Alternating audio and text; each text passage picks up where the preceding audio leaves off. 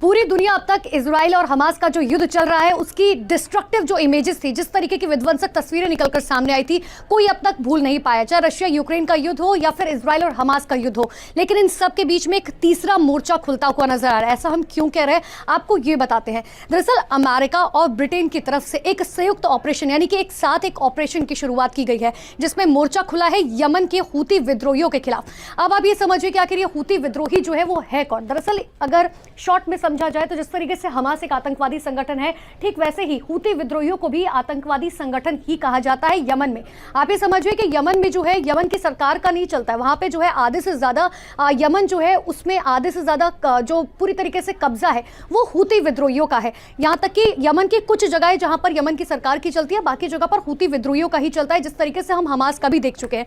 लेकिन इन सब के बीच में समझिए कि आखिर ये लड़ाई की शुरुआत जो है वो कहां से हुई। इस लड़ाई की शुरुआत की नींव जो है वो इजराइल हमास के युद्ध के वक्त ही रख दी गई थी। जिस तरीके से लगातार हूती विद्रोही जो है वो ये बात कह रहे थे कि हम हमास के सपोर्ट में हैं। अब हमास के सपोर्ट में है तो क्या कुछ किया गया। दरअसल लाल सागर वो जगह जहां पर सबसे ज्यादा तेल का आयात निर्यात किया जाता है। तेल जाहिर सी बात है सबसे बड़ा व्यापार के क्षेत्र में जो है माना जाता है, और ऐसे में ही अब ये कुछ हुआ कि जिस तरीके से इजराइल और हमास के युद्ध की शुरुआत हुई तो हूती विद्रोहियों ने तमाम वो देश जो सपोर्ट कर रहे थे इजराइल को, उनके जंगी जहाजों यानी कि जो शिप्स वहां पर तैनात थे, उनको निशाना बनाना शुरू कर दिया। 20 से ज्यादा हमले जो हैं वो जंगी जहाजों पर किए गए। बार बार जो है ये कोशिश की जाती रही तमाम देशों की तरफ से कि हूती विद्रोही जो है वो समझ जाए, कि वो जो है बार बार उन्हें कोशिश की जाती रही, बार बार बात करने की कोशिश की जाती रही, चाहे वो भारत हो, अमेरिका हो, ब्रिटेन हो, चीन हो, फ्रांस हो, क्योंकि तमाम देशों के जो है जहाज वहां पर उस लाल सागर में मौजूद हैं। लेकिन ऐसा कुछ हुआ नहीं। हूती विद्रोही जो है वो समझने को तैयार नहीं थे। अब क्या था, अब कुछ हुआ इस तरीके से कि अमेरिका और ब्रिटेन के बीच में लगातार कई मीटिंग्स हुई और ये डिसाइड किया गया कि अब हूती विद्रोहियों को जो है सबक सिखाना होगा।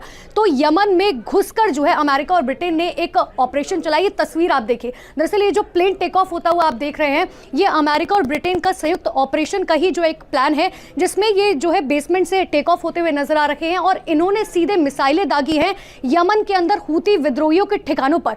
जिस तरीके से इजराइल में हमने देखा था कि हमास के ठिकानों पर जो है यहां तक कि यानी कि समझिए जहां ठिकाने वो होते हैं जहां पर लोग रहते हैं, यानी कि जहां पर हूती विद्रोही जो है वो लगातार रह रखे हैं, उनको लेकर जो है अब ये कोशिश की जाती रही। लेकिन इन सब के बीच में आप ये समझिए कि अब ऐसे में इसका असर जो है वो दुनिया पर क्या होगा, क्योंकि तेल आयात निर्यात की बात करें तो सबसे बड़ा व्यापारिक क्षेत्र जो है वो तेल का ही है। ये बात हर कोई जानता है। लेकिन अब जब इतने ज्यादा जंगी जहाजों को निशाना बनाया गया और अब जब अमेरिका और ब्रिटेन साथ आकर ये ऑपरेशन कर रहे हैं, तो जाहिर तौर पर यह कहा जा रहा है कि हूती विद्रोही जो है वो भी चुप नहीं बैठेंगे और आने वाले दिनों में अरब सागर में और भी लड़ाई जो है वो तीसरे मोर्चे पर जो है वो बहुत ज्यादा बढ़ सकती है।